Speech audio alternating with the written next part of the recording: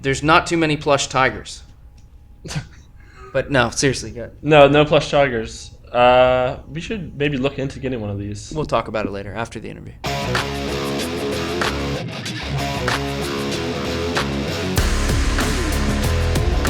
Yeah, we wanted the songwriting to be like more streamlined and more focused, pretty much.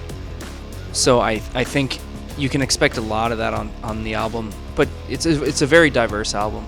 I think that it is the next level for us, right? So Selves is more like progressive kind of song. Living as the selves we cannot forgive. Leaving for the selves we cannot forgive.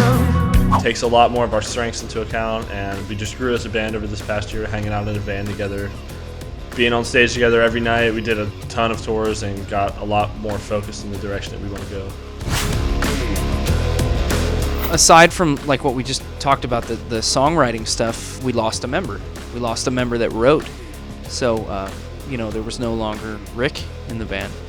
So Nick and I we went back and sort of took things on the way we did when we wrote the EP. He and I sitting in a room, seeing what we can come up with and having fun. And we found a lot of the stuff that initially excited the two of us about writing music together. Like Nick and Andy did most of the guitar tracking at Nick's house, allowing them free range to do whatever they want. They have unlimited time basically to go and do stuff, and then that gives me more time in the studio to do drums, so I can do more takes and we have more stuff to choose from. Yeah, I mean, once you get to your third album, you have a lot of insight into what you can do when you get into the studio and before you go into the studio to make it more streamlined. Again, that's sort of the whole the code word for the album is, streamlined and focused. Well, I was always a fan of his guitar playing. We were always fans of his guitar playing. We've been Faceless fans for a long time. I've known Wes for a couple of years. Yeah, I did a tour with him in 2013. So we've known each other since then. I've seen him a couple times. He made it clear that he was a fan of the band.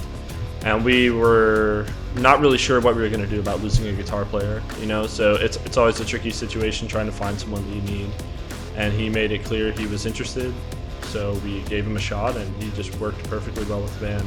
All of our attitudes were in the same direction, which is really important. And he's kind of good at guitar. Wes didn't write on it. Wes did a solo on the song Again. When we started discussing Wes joining the band, we had already tracked. So we really had to kind of hurry up. It's a shame because we would have liked to have had him play on the whole album. I'm personally really excited to have Travis working on the artwork. Yeah. He did a lot of cool stuff in my youth that I was really into.